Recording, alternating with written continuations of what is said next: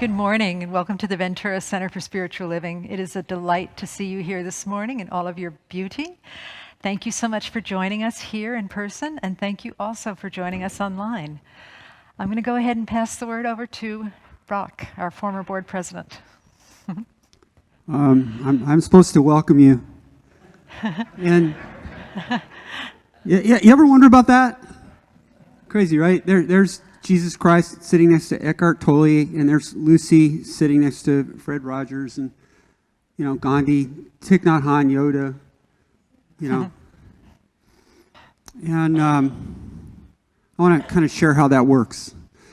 We are graced with mystics in this center, in this church. For instance, there's a lady sitting over there. I won't call her name or call her out or anything, but there's a lady sitting over there that visits the bunnies every day and holds them in her lap and sings to them. We have bunnies in our church. We have rabbits. We have rabbits. It's all part of the vision. Like when Bonnie was like, we're going to get bunnies, I was like, rabbits? What's the deal? But there's a logic to it. It's a crazy logic. It's a Rumi logic. But I want to tell you how it works. Okay?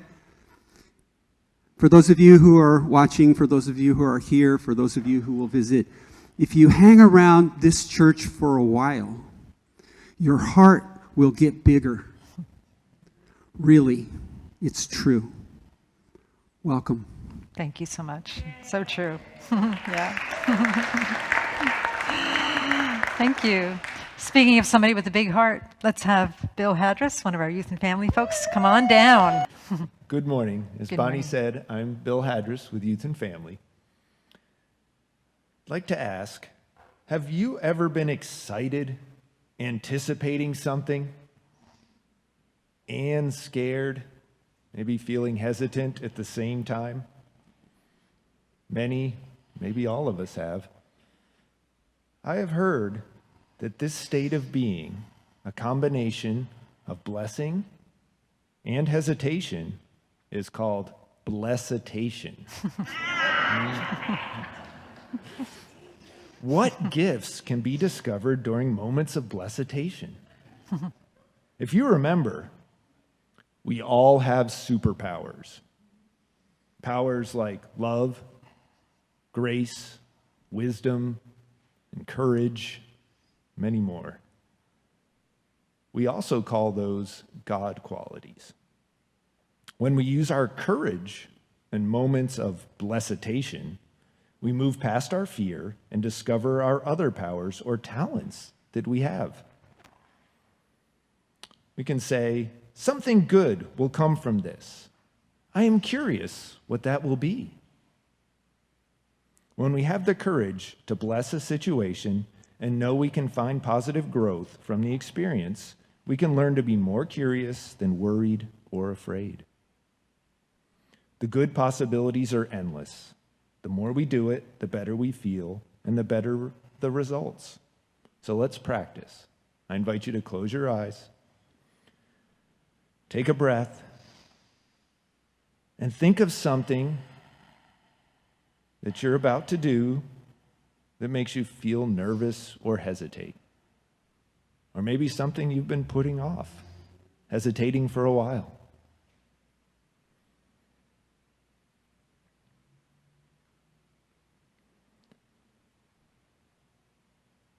Now, to work through that, let's think of something you already find comfort in. Maybe it's music, jokes, writing, dancing, solving puzzles, singing, or something else you just love to do.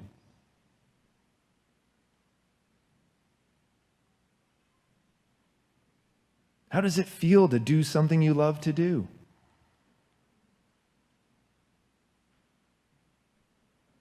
You can use that feeling from within yourself to move through that blessitation. So I invite you to repeat after me. Courage fills my body and radiates from my heart. Courage fills my body and radiates from my heart.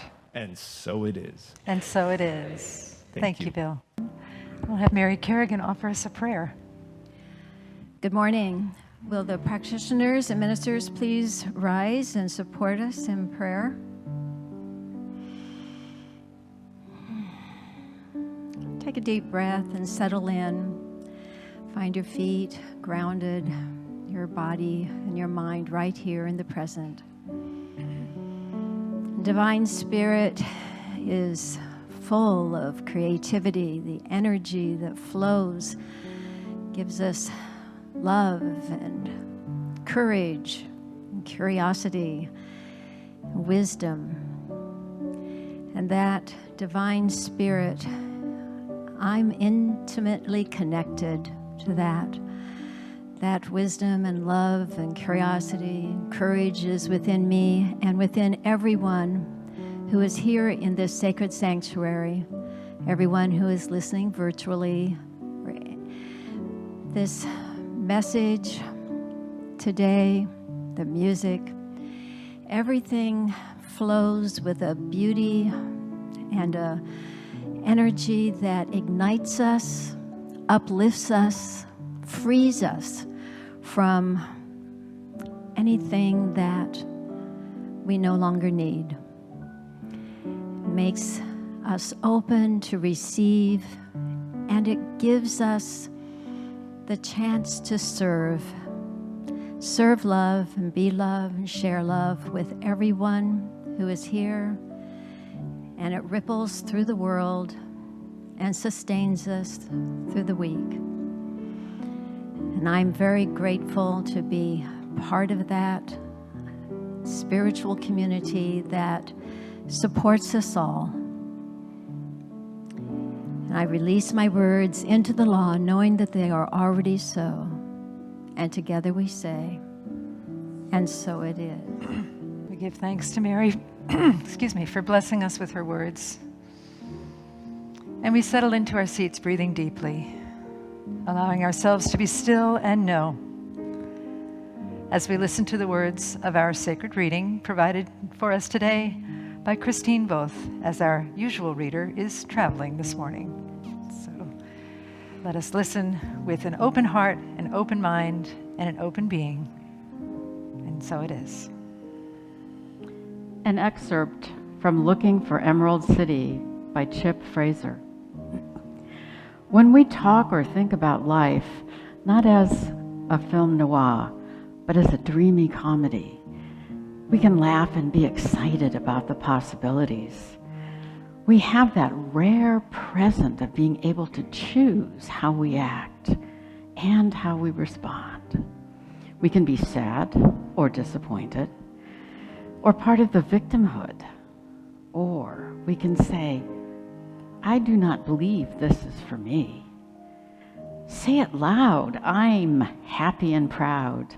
Proud to be happy because I'm now adding to the beauty and truth and the glory of my fellow human beings.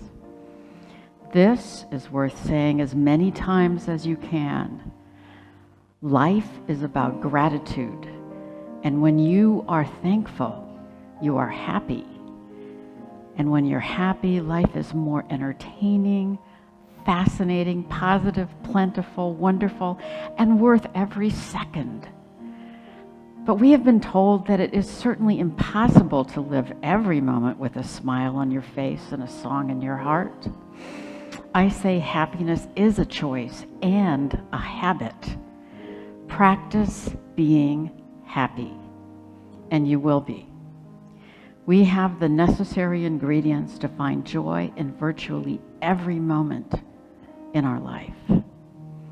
I'm making it my commitment to be happy, to be in that state of bliss where I can say no to depression and anger and any of those terms and feelings that keep me out of my natural state. Let us take our fellow human beings to where there is more light.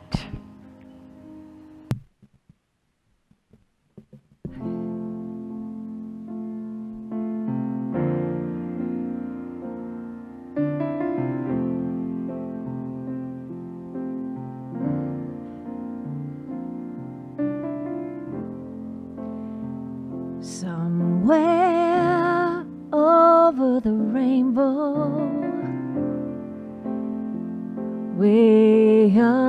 up high. There's a land that I heard of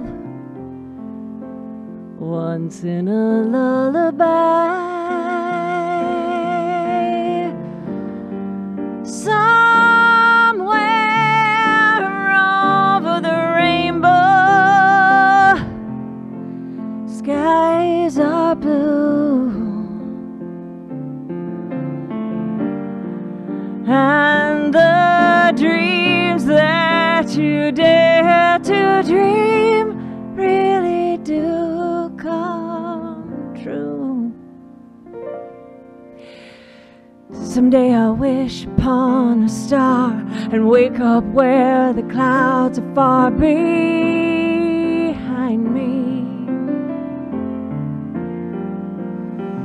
where troubles melt like lemon drops way above the chimney tops. That's where you'll find me. Somewhere over the rainbow, birds fly free. Birds fly over the rainbow. Why then, oh why can't we?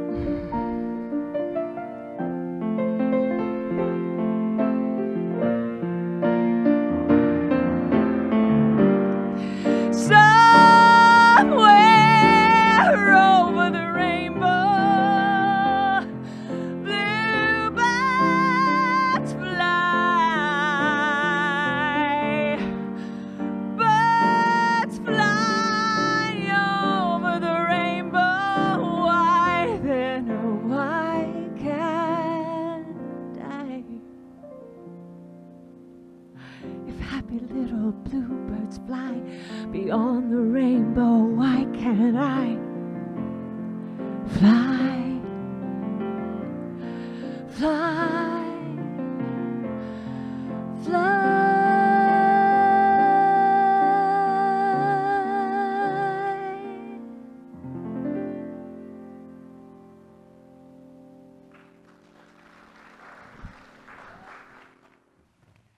Did anybody here imagine in there the quote from who wrote that? John Lennon? Sorry.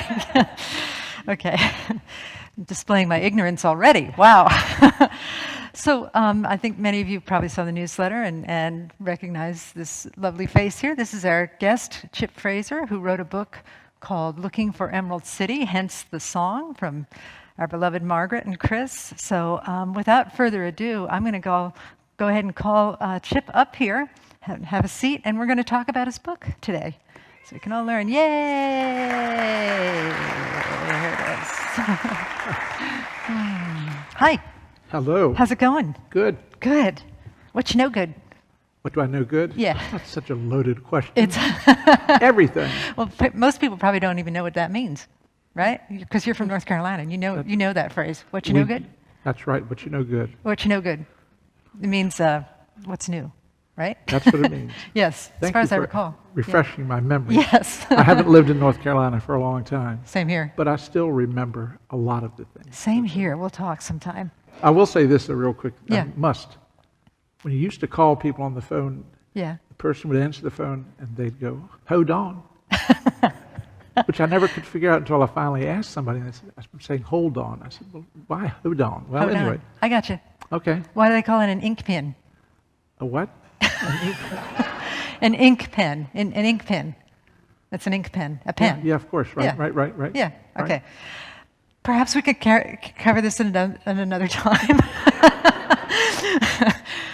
Delightfully. But I would like to hear, and I'm sure our folks sitting in the congregation would like to hear just a little bit about you. Who are you? Where are you from? What'd you do? Well, I'm originally from Virginia, And that's where I lived for 42 years approximately. Wow. Lived in North Carolina, I guess, a few years of that. And then I moved to North Carolina in 1995, I think. Okay. So All right. maybe a little earlier than that. Yeah. So that's kind of the background of my physical Yes, development, the yeah. landscape that I experienced. Uh-huh. The very conservative East in Virginia, and then the wild, wild West. And Yes. so that's what I've composed my life of, Uh-huh. those two combinations. Uh-huh. And then you had or have a career. Tell us a little bit about your career. Well, I was a teacher for Uh-huh. 38 years. I taught at the school system in Norfolk, Virginia, and then I taught in Ventura. Uh-huh. Coached football when I was in Norfolk Wow. as part of that. And then I taught at the college level on and off for about 4 years, usually at the junior college level, but a couple of universities, Old Dominion University and James Madison. Uh-huh. So that was my career. Uh-huh. But somewhere along the line, my wife and I owned a restaurant called the Potpourri, and then Masters, and then Barrier Island. So we owned 2 in Virginia and 1 in North Carolina. Oh. And then my hobby became movies, Yes. and I had a great deal of fun with that, although it has never really proved that financially resourceful, but it has been fun. But you did write a movie script that got produced. I did write a movie script that did get produced, and that was made to a movie that's called Time Crafters. Time It Crafters. can now be found on Amazon Prime as well as a few other Uh-huh. locations. And we are hearing that Netflix may want to do a series based on the movie. So we'll see Wonderful. if that That's happens. great. Yeah, so you wrote the screenplay, right? I did. Yeah, that's wonderful.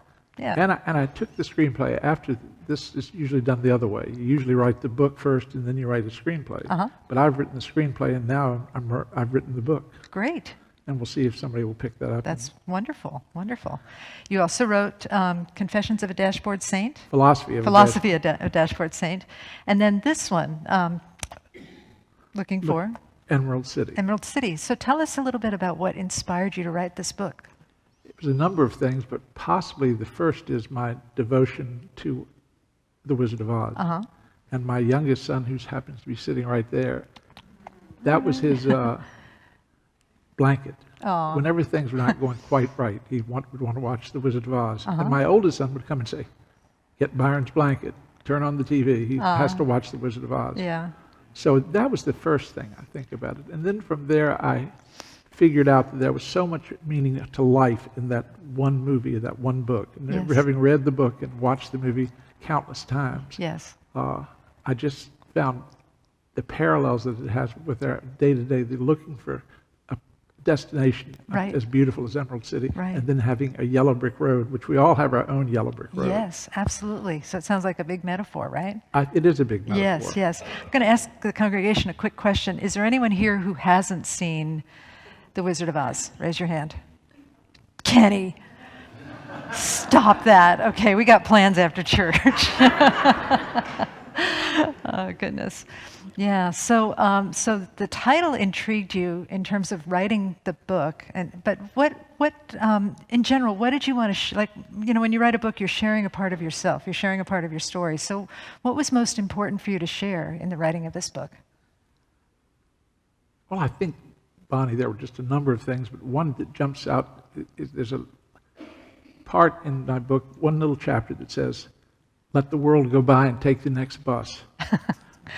That always sticks with me, and I always think of that in relation to the book in general, that this is a big world, there are a lot of things going on, but you don't have to do it right then and there. You have to plan for it, or not plan for it. You have to be patient, rest for the time to come that's right for us to do that. Right, right. So that is one of the things I think that inspired the whole book. Yeah. It's So ongoing. say that phrase again. The whole world is going by. Let the world go by and take the next bus. Yes. Because it's going to be there tomorrow. Right. What you want to accomplish or what you feel the need to accomplish, you don't have to do it right then and there. Right, right. So I think that urgency is sometimes overrated. Yeah. Sometimes we have to have it, but not always. Sometimes it's right, and I would probably call that, in terms of this teaching, like pushing the miracle, like trying to do Yep. have things happen in our time versus the divine timing. And divine timing is always perfect. Yes. Right? Yes, yeah. it is. But I've never heard that thing about the bus before, so that's kind of awesome. Well, it's too bad that buses are not as popular as they once were. Well, they are where I'm from New York, you know. And So. yes, of course, Yeah. in New York and Yeah. San Francisco and Yeah. places like that. Yeah. But I just feel that we have put ourselves in such a period of, if we don't do it now, when's it going to get done? Exactly. And it's going to get done. It's exhausting. As you have said countless times before, that we have this whole universe that is there to support us. Yes. So Isn't that a feel- beautiful thing? Yeah, it is a beautiful. Yeah, and it's exhausting to try and rush God's time and it's kind of futile in a way, you know? Yeah. Well, I felt like if it was all on me to do the things I want to do, I would never get them done. And getting back to what Bill said earlier about blessification, that was the term? Yeah, I think so. That we have that happen, that Yeah. we're anxious and that we're excited at the same time. Yes, yes. And then that's Yeah.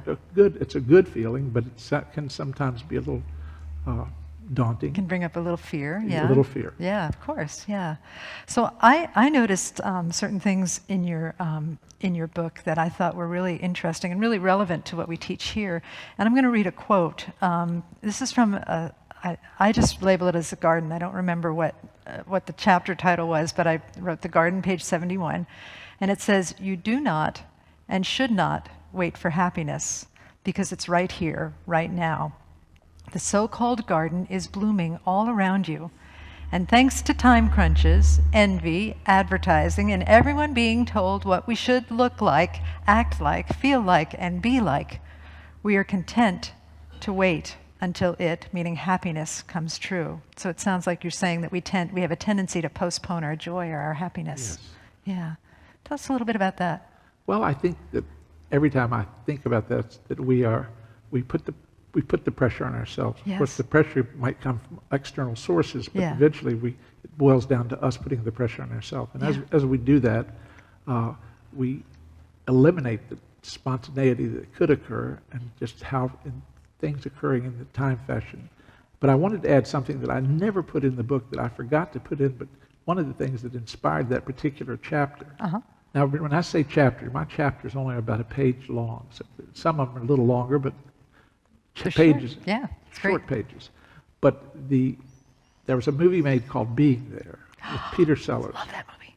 And they talked about the garden in that. Yes. And of course, he was talking about one thing, and then the people asking him questions were talking about an entirely different thing that was much more expanded to what he was thinking, because he was not Yes. really capable of handling that, or chose not to.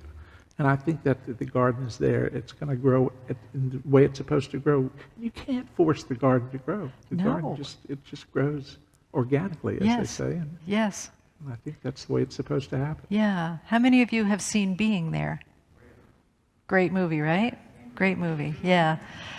Yeah.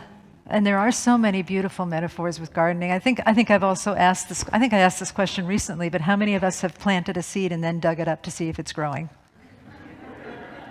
I confess, I planted a whole lawn and did that, by the way. It was for my rabbits. I was really eager to have my rabbits have some grass to chew on, so, dug it up. Didn't help, gotta tell you. Good reason. Yeah, and it seems like in our lives, just to make this relevant to those of you who haven't dug up a lawn recently, that we plant a seed in terms of prayer or intention or what have you, and then we're like, hasn't worked yet. What's wrong, God? It hasn't worked yet. Well, I guess I should just give up because it hasn't worked yet, right? But what if, as Chip says, it's supposed to work in God's perfect timing, and then we don't have to push the universe, and we allow our gardens to grow in their own pace? I have found that to be true on Yeah. more occasions than not, and have learned in my 75 plus years. And that's just recently. Seriously? That's Wow. right. I turned 75 in February.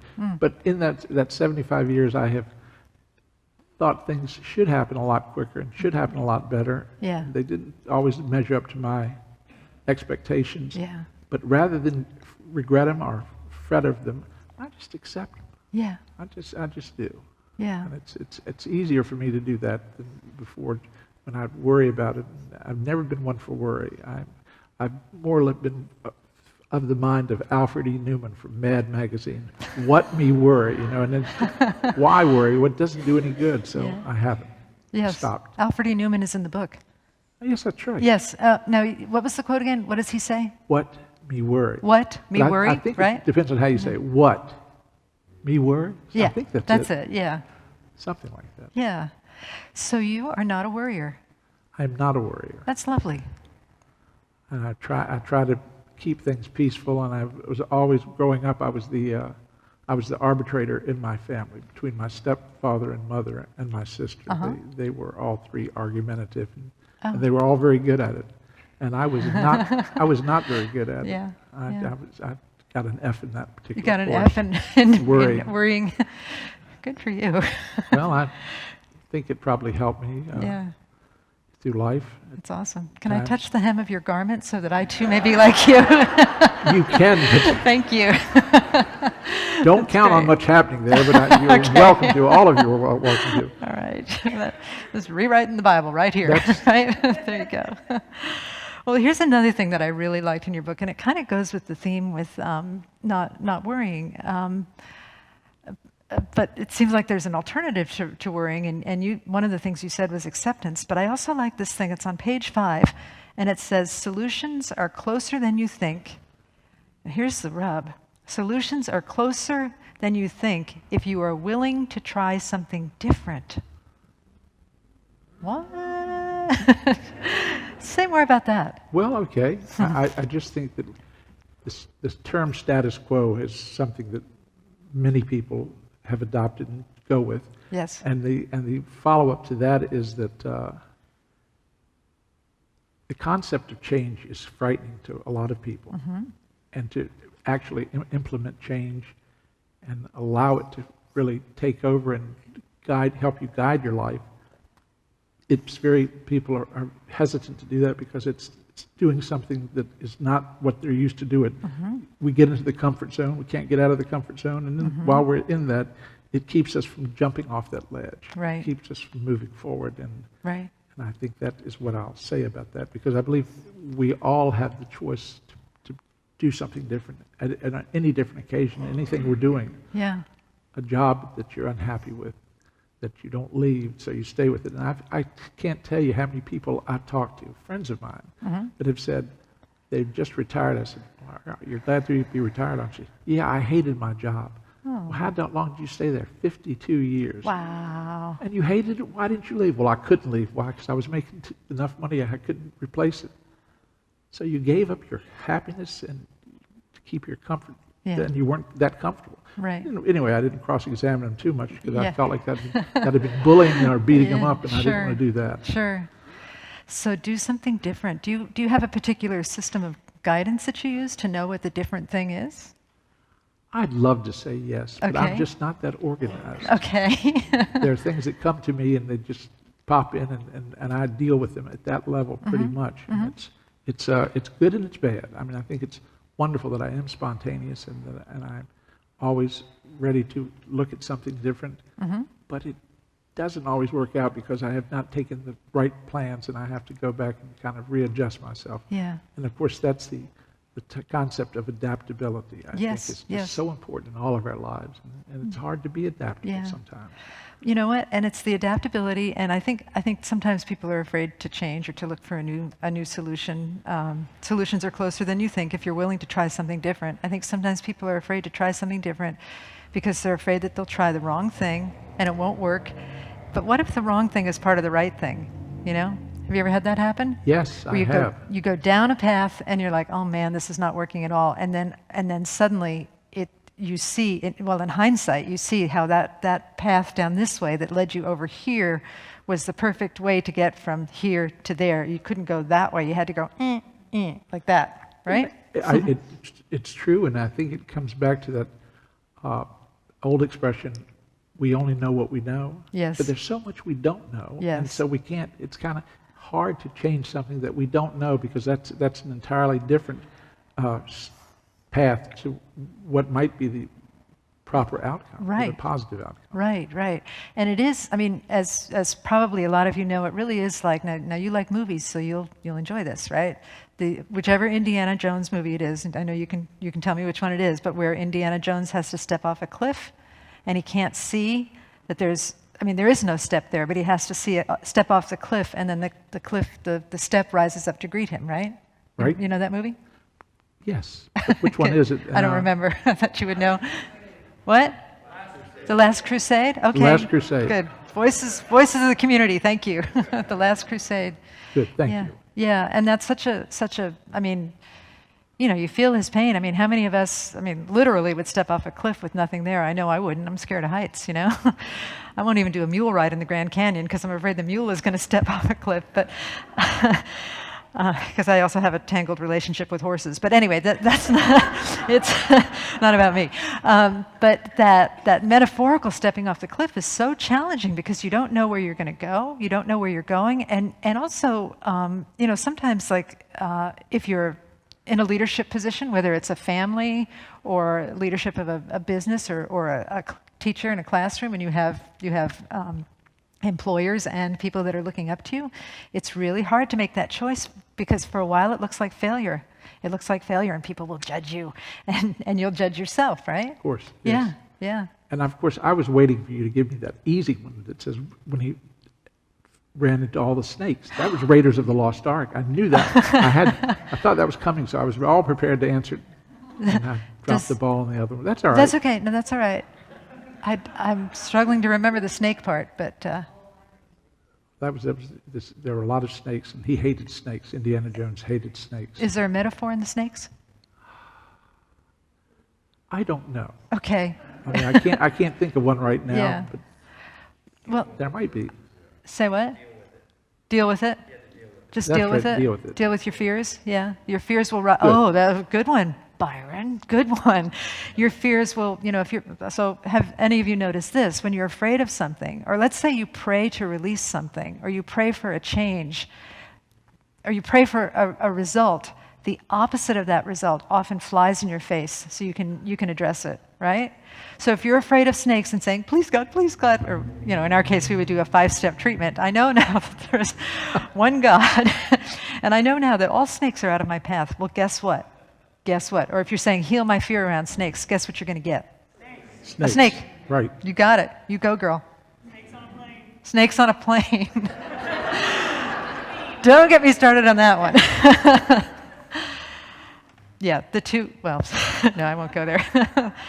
Okay, so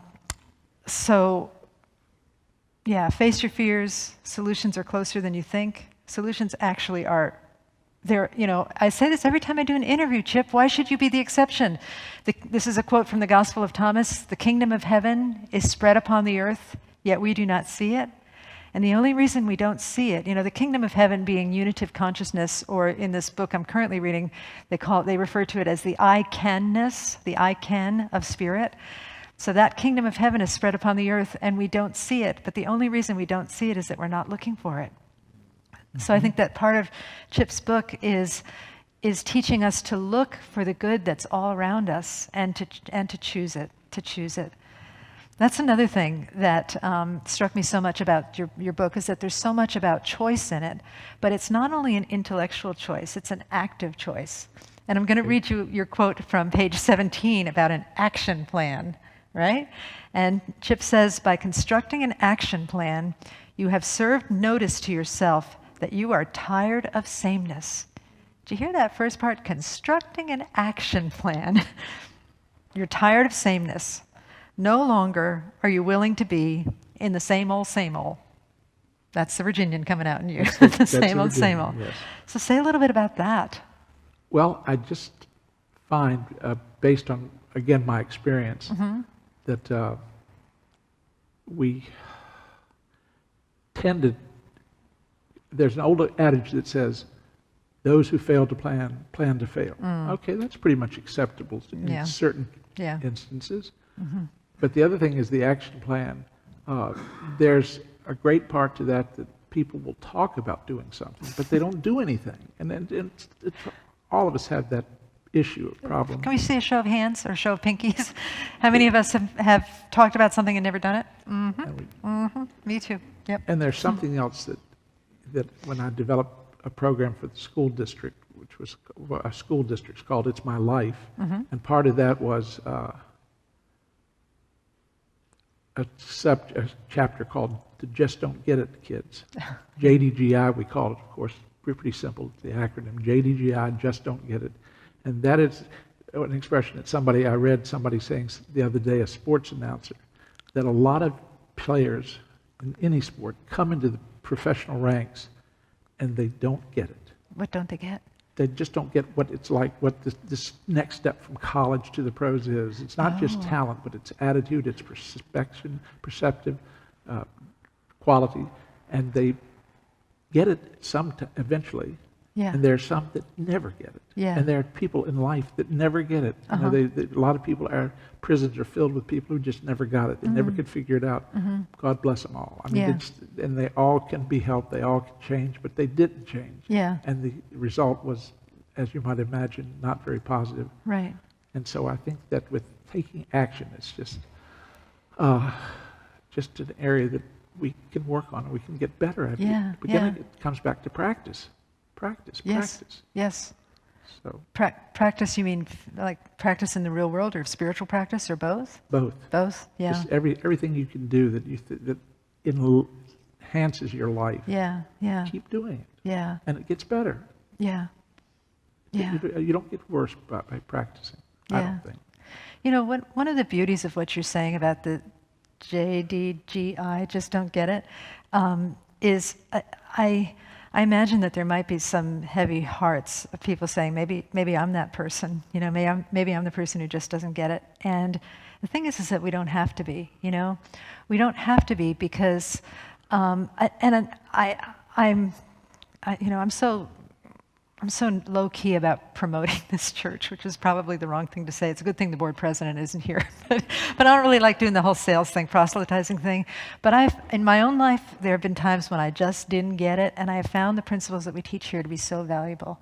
You know, particularly when you're like, oh, I don't know, like a new minister starting out in a church where you don't have a clue what you're doing, and you just don't get it. You don't get what you're supposed to do. You don't get what you're supposed to be. And apply this to your own lives, please. You know, some place where you feel like you just are not fitting in and you're not getting it, and you're swimming in this soup of despair and this feeling of failure and this feeling of shame, and how wonderful it is to be able to practice and put one foot in front of the other and start to recognize the feelings of failure or shame or anything else as opportunities to go within and grow and say, okay, Spirit, what am I missing here? What am I missing here? And then for me personally, it was seeing that feeling in pain and rejected at the beginning of the ministry here was a reflection of my own need for rejection. You know, that I was rejecting myself, and it was reflected outward. You can read my book when I publish it, by the way. But it was being reflected. It was mirrored back to me so that I could heal it. So anytime that we're not getting it, we could look at it like a mirror. It's something that the universe is screaming at us, saying, hey, this is an opportunity for you. You can get this. You can develop a deeper understanding of this thing that you're putting between yourself and the kingdom of heaven spread upon the earth. You know, so just don't get it. You could be GABTGI, just about to get it. And then eventually you're IGI, which is I get it. I get it. And then TY, thank you, TYG, thank you, God. So, you know what? Thank you. Okay. So the point I'm making is that nobody is hopeless. It just takes, I think it takes, and Chip, forgive me if I'm going on and on, but I'm on a rampage here and I can't stop myself from preaching, baby. So it's just, the willingness to be open and the willingness to look at ourselves. And as Chip says in his book, so much of your book is about taking responsibility and being personally accountable. How would you say something about that? Because I think that's true. And the years that I taught, I would tell all the kids, every one of them, individually and collectively, yes, that you've got to take responsibility. Well, you don't have to. You can go through life by blaming other people and being a victim, but the sooner you take that responsibility, it becomes second nature, and you want to take responsibility. Yes. You want to don't shift the blame off to someone else. Not even about blame. It's just about you taking responsibility, your part in the whole production. Yeah. Again, we're all involved making a movie of our lives, whether we know it or not.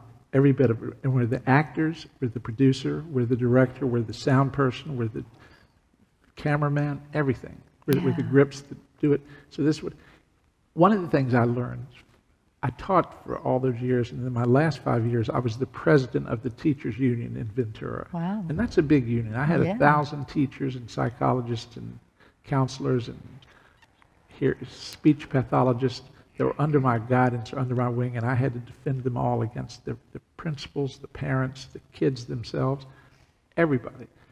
And I just found when people ask me, says, well, that must have been a real joy to you after being in the classroom all that time for those kids. I said, the kids were easy. Oh. They were easy. Yeah. The administrators were hard. Yeah. And the teachers had the problems, and I have to listen to them.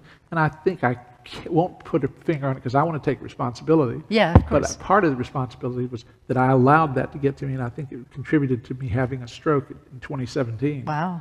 I'm pretty sure there was 2014. Remember, I Yeah. had it. Yeah. I think I've had a couple of them. Really? But Yeah.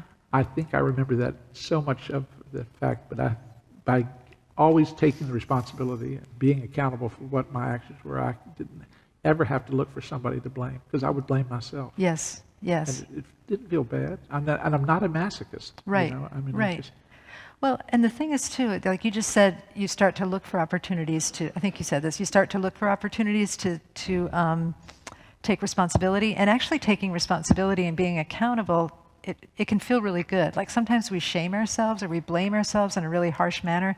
And that probably means that we're blaming other people too. You know, if we blame ourselves, there's only one of us. So if we are blaming ourselves, it means that we're projecting that blame onto others when we're not wise enough to look within. But it doesn't have to be that way, right? I mean, you Right. can take responsibility and accountability and be like, oh, wow, I discovered something about myself. Now I can set about to speaking with God and understanding more about how could I do this differently? We may not even know, but we could do it differently in a way that is a win-win for everyone.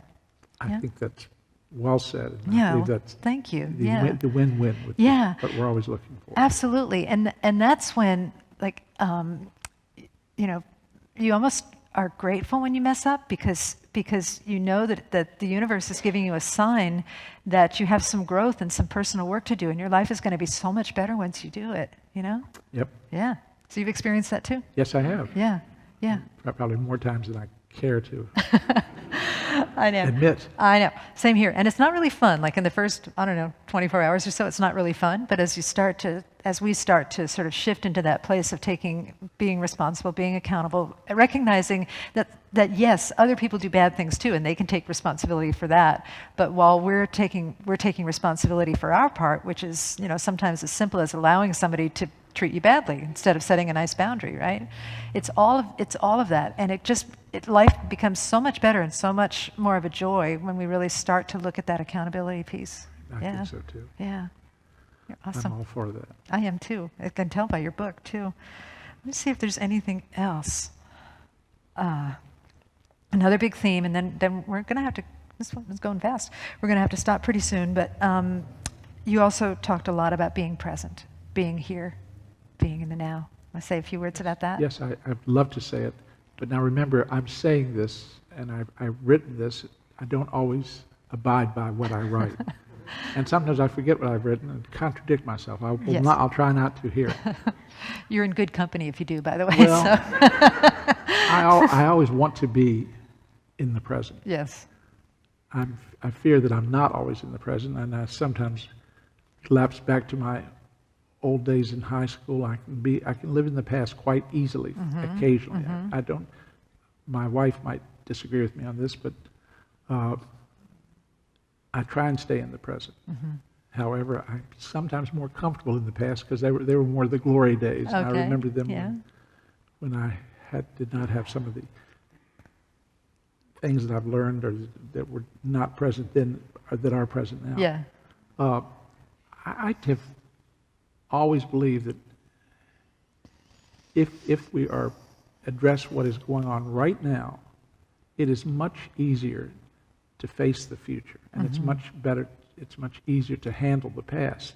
So I think that it's the present is the saving grace. It is the moment where it's all occurring, and it's what's happening now, and the rest of the stuff is kind of either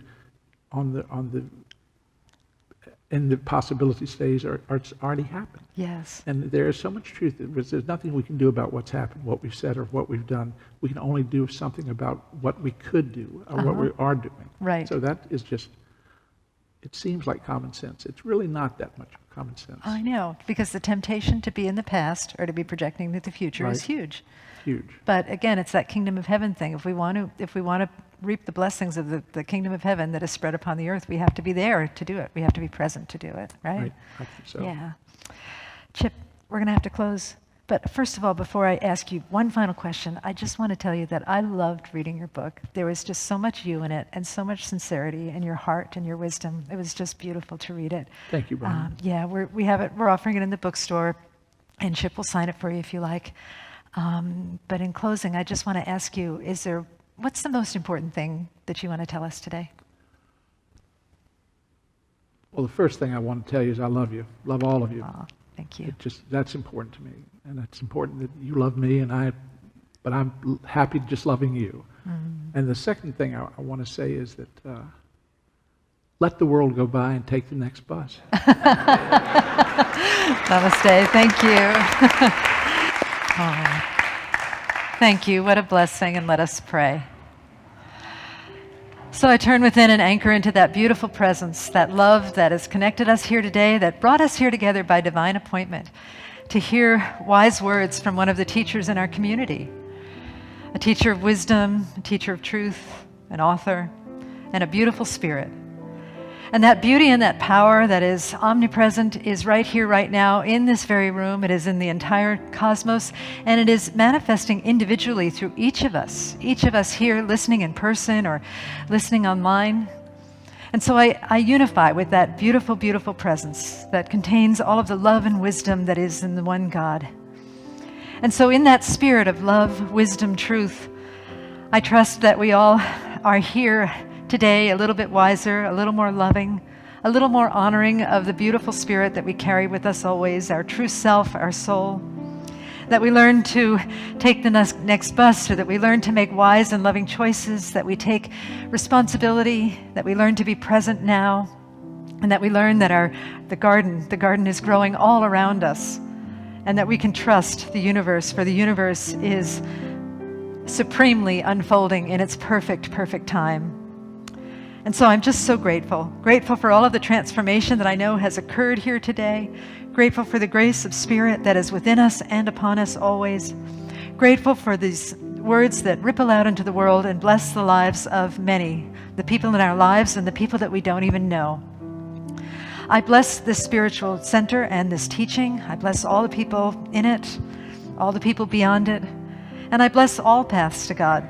Churches, synagogues, temples, mosques, ashrams, fundamentalists, atheists, agnostics, all beings, because all beings are a blessing in their own unique and remarkable way. And so with a heart that is so filled with blessedness, I say thank you, Spirit, thank you, love, and I release these words into the divine mystery. And together we say, and so it is. Namaste. I'm going to ask you to stay in that prayerful space. Some people are going to go around with baskets, and that's going to be happening. But let's stay in the prayerful space. And I'm going to ask you to drop your mind into your heart. Drop your mind into your heart. And let your heart be great enough to remember the purpose that brought you to church in the first place. Let your heart be great enough to remember why you came to this service. And then let your heart be great enough to invest in what you really love and what you really care about. Let your heart be great enough to invest in that purpose. Thank you. Thank you. And please repeat after me. We trust in Spirit. Love is the giver and receiver of all that we are. We offer our gift. It is an outer expression of our inner abundance and compassion.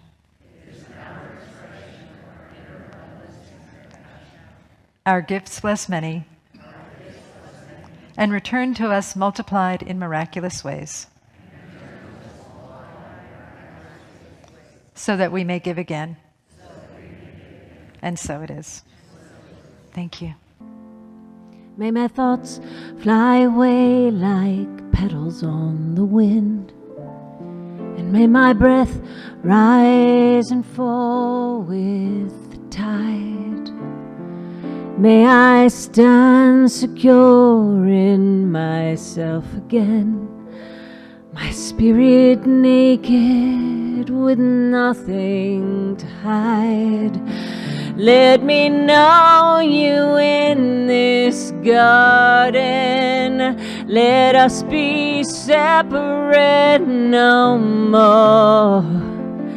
Let me rest here in this oneness as I never have before.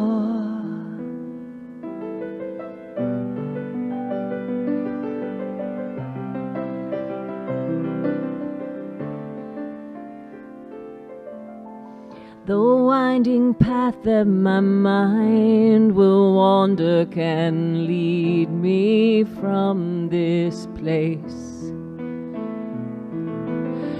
And I forget that the trail you left me is found on every face. I stumble out here unsure and alone, till I remember and find my way home. Let me know you in this garden. Let us be separate no more. Let me rest here in this oneness as I never have before. Let me know you in this garden as you bloom from every tree and you sing from every creature and you radiate through me. Just as a seedling springs forth from the ground, I ask your spirit from me to abound. Let me know you in this garden. Let us be separate no more. Let me rest here in this oneness as I never have before. Let me know you in this garden as you bloom from every tree and you sing from every creature and you radiate through me.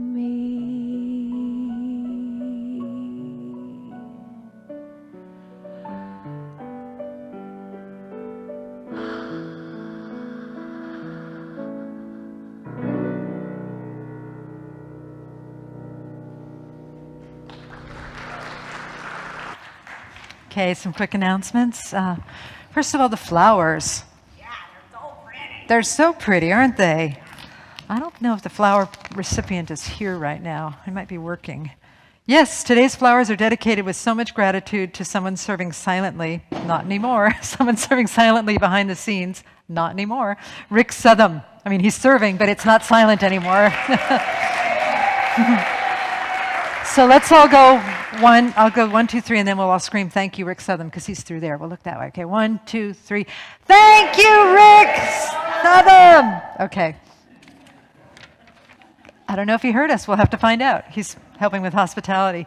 We've got 2 ambassadors today. It's Jim and Lacey, and they are here to assist anybody that might be new that has questions about the church, or even if you haven't been here for a while, or if you've been here forever and you have questions about the church. Be sure to ask Jim and Lacey. They'll set you up. The first Wednesday meditation is the Pearls of Life prayer beads. Wow, that sounds good. That's with Lita Martin, and that's on Zoom. Information about all of this stuff is on our website. We're doing visioning. Visioning is when you sort of discern Spirit's will for your spiritual center, and that's going to be happening starting on Thursday this week. So sign up for that online if you want to participate in that. And I'm going to call David to come forward for just a minute to tell us a little bit about the Buddha and the Vesak.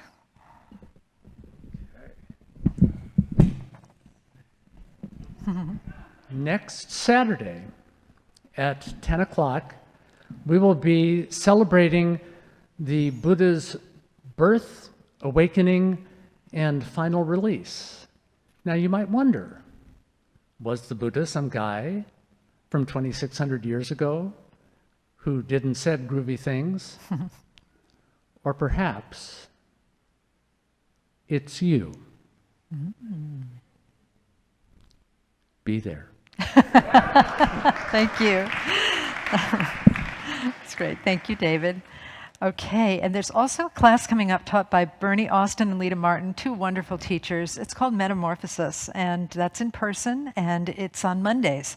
So you'll want to sign up for that online as well.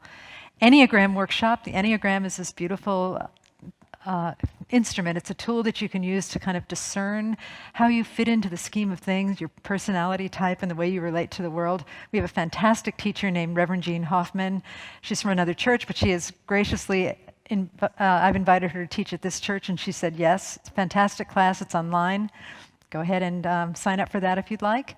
We're still looking for hospitality volunteers and volunteers to help with our illustrious tech team.